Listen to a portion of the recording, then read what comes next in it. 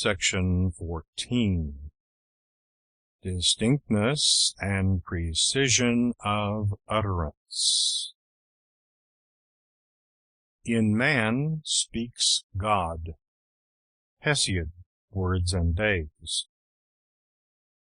And endless are the modes of speech, and far extends from side to side the field of words. Homer, Iliad. In popular usage, the terms pronunciation, enunciation, and articulation are synonymous. But real pronunciation includes three distinct processes and may therefore be defined as the utterance of a syllable or a group of syllables with regard to articulation, accentuation, and enunciation. Distinct and precise utterance is one of the most important considerations of public speech.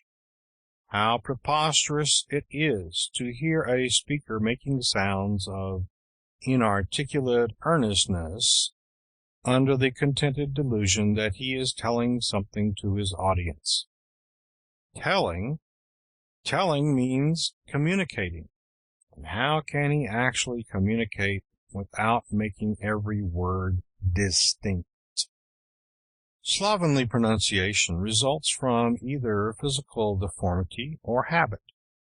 A surgeon or a surgeon-dentist may correct a deformity, but your own will, working by self-observation and resolution in drill, will break a habit. All depends on whether you think it worthwhile. Defective speech is so widespread that freedom from it is the exception. It is painfully common to hear public speakers mutilate the King's English. If they do not actually murder it, as Curran once said, they often knock an I out, the letter I. A Canadian clergyman, writing in the Homiletic Review, relates that in his student days, quote, a classmate who was an Englishman supplied a country church for a Sunday. On the following Monday he conducted a missionary meeting. In the course of his address he said some farmers thought they were doing their duty toward missions when they gave their hods and hens to the work, but the Lord required more.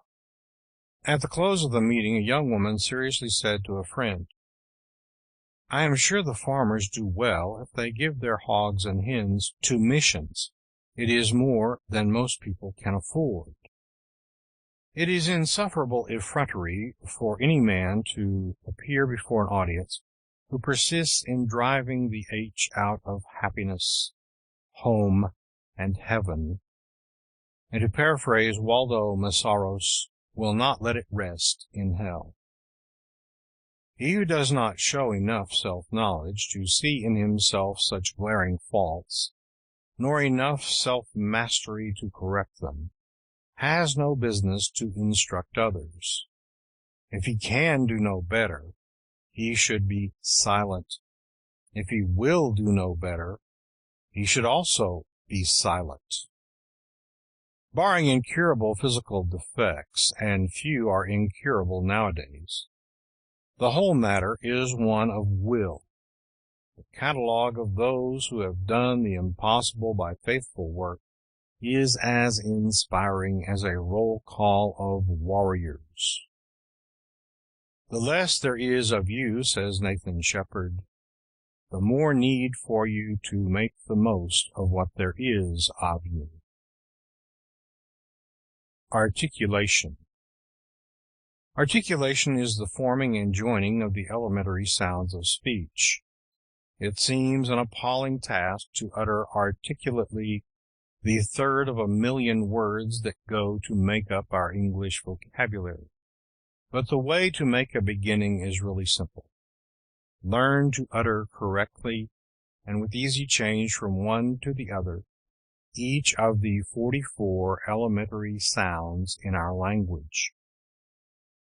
The reasons why articulation is so painfully slurred by a great many public speakers are four: ignorance of the elemental sounds, failure to discriminate between sounds nearly alike, a slovenly, lazy use of the vocal organs, and a torpid will. Anyone who is still master of himself will know how to handle each of these defects. The vowel sounds are the most vexing source of errors, especially where diphthongs are found. Who has not heard such errors as are hit off in this inimitable verse by Oliver Wendell Holmes? Learning condemns beyond the reach of hope the careless lips that speak of sop for soap. Her edict exiles from her fair abode the clownish voice that utters rod for road. Less stern to him who calls his coat a caught, and steers his boat believing it a bought. She pardoned one, our classic city's boast, who said at Cambridge most instead of most, but knit her brows and stamped her angry foot to hear a teacher call a root a root. The foregoing examples are all monosyllables, but bad articulation is frequently the result of joining sounds that do not belong together. For example, no one finds it difficult to say beauty, but may persist in pronouncing duty as though it were spelled either duty or juty. It is not only from untaught speakers that we hear such slovenly articulations as column for column and pretty for pretty, but even great orators occasionally offend quite as unblushingly as less noted mortals. Nearly all such errors are of carelessness, not of pure ignorance, of carelessness, because the ear never tries to hear what the lips articulate. It must be exasperating to a foreigner to find that the elemental sound oo gives him no hint for the pronunciation of bow, cough, rough, thorough, and through. And we can well forgive even a man of culture who occasionally loses his way amidst the intricacies of English articulation. But there can be no excuse for the slovenly utterance of the simple vowel sounds which form at once the life and the beauty of our language. He who is too lazy to speak distinctly should hold his tongue. The consonant sounds occasion serious trouble only for those who do not look with care at the spelling of words about to be pronounced. Nothing but carelessness can account for saying Jacob Baptist Sevem always or satisfy. He that hath yaws to yaw, let him yaw, is the rendering which an Anglophobiac clergyman gave to the familiar scripture. He that hath ears to hear, let him hear. After hearing the name of Sir Humphrey Davy pronounced, a Frenchman, who wished to write to the eminent Englishman, thus addressed the letter Sirum Fridavi. Accentuation. Accentuation is the stressing of the proper syllables in words. This it is that is properly called pronunciation.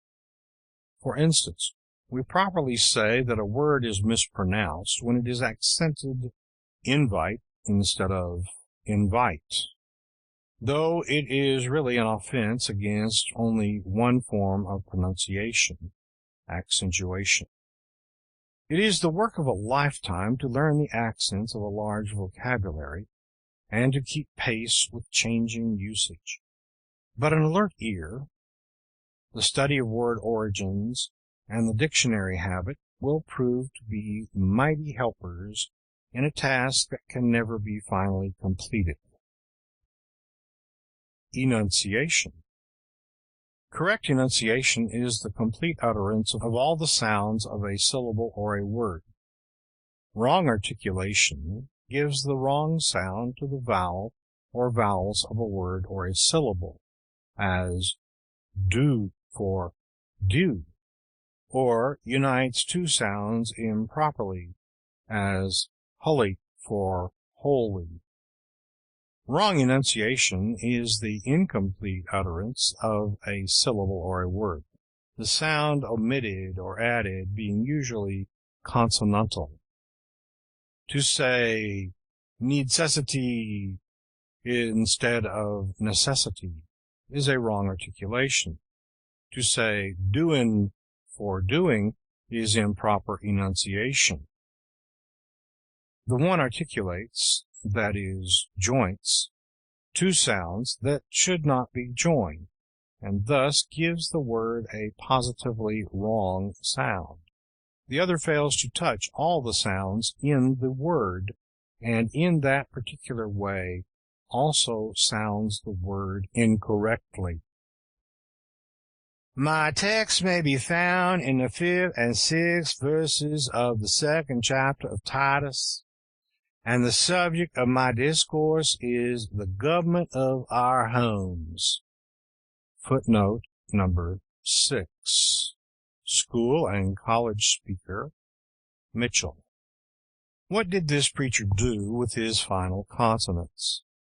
This slovenly dropping of essential sounds is as offensive as the common habit of running words together so that they lose their individuality and distinctness.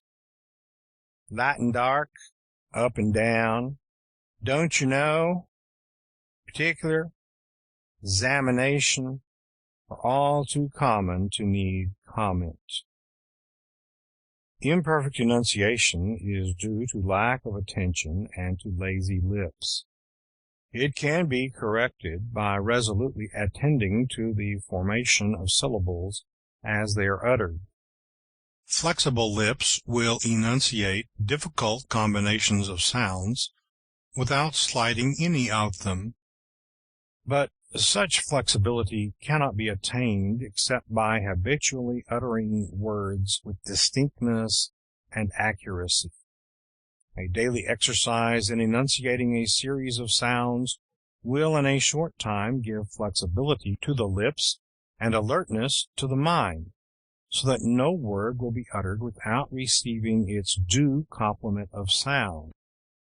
Returning to our definition, we see that when the sounds of a word are properly articulated, the right syllables accented, and full value given to each sound in its enunciation, we have correct pronunciation. Perhaps one word of caution is needed here, lest anyone anxious to bring out clearly every sound should overdo the matter and neglect the unity and smoothness of pronunciation. Be careful not to bring syllables into so much prominence as to make words seem long and angular. The joints must be kept decently dressed. Before delivery, do not fail to go over your manuscript and note every sound that may possibly be mispronounced. Consult the dictionary and make assurance doubly sure. If the arrangement of words is unfavorable to clear enunciation, change either words or order, and do not rest until you can follow Hamlet's directions to the players. Questions and exercises. 1. Practice repeating the following rapidly, paying particular attention to the consonants. Foolish Flavius, flushing feverishly, fiercely found fault with Flora's frivolity. Footnote number 7. School and college speaker, Mitchell. Mary's matchless mimicry makes much mischief. Seated on shining shale, she sells sea shells. You youngsters yielded your youthful Yuletide yearnings yesterday. 2. Sound the L in each of the following words repeated in sequence. Blue black blinkers blocked black blondin's eyes. 3. Did you say a blue or a blue sky? 4. Compare the U sound in few and in new. Say each aloud and decide which is correct. New York, New York, or New York. 5. Pay careful heed to the directions of this chapter in reading the following from Hamlet. After the interview with the ghost of his father, Hamlet tells his friends Horatio and Marcellus that he intends to act a part. Horatio. O day and night, but this is wondrous strange. Hamlet. And therefore as a stranger give it welcome. There are more things in heaven and earth, Horatio, than are dreamt of in your philosophy. But come, here as before, never, so help your mercy, how strange or odd soe'er I bear myself, as I perchance hereafter I shall think meet to put an antic disposition on, that you at such times seeing me never shall with arms encumbered thus, or this head shake, or by pronouncing of some doubtful phrase, as, well, well, we know, or we could, and if we would, or if we list to speak, or there be an if there might, or such ambiguous giving out to note that you know aught of me. This not to do, so grace and mercy at your most need help you swear. Act 1, Scene 5. 6.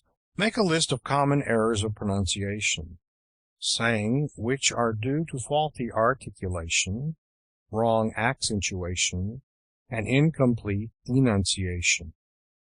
In each case, make the correction. 7. Criticize any speech you may have heard which displayed these faults. 8. Explain how the false shame of seeming to be too precise may hinder us from cultivating perfect verbal utterance. 9. Overprecision is likewise a fault. To bring out any syllable unduly is to caricature the word. Be moderate in reading the following. The last speech of Maximilien de Robespierre. The enemies of the Republic call me tyrant. Were I such, they would grovel at my feet.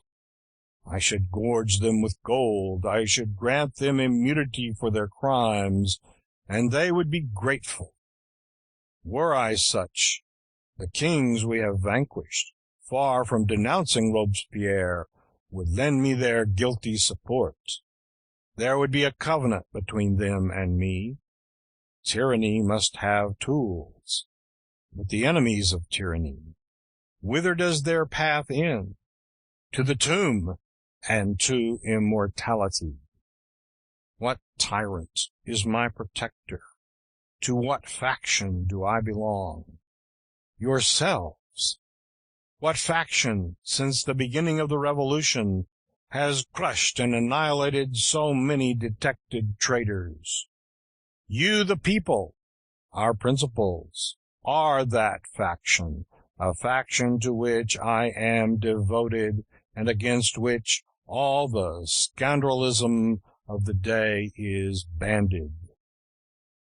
The confirmation of the Republic has been my object, and I know that the Republic can be established only on the eternal basis of morality.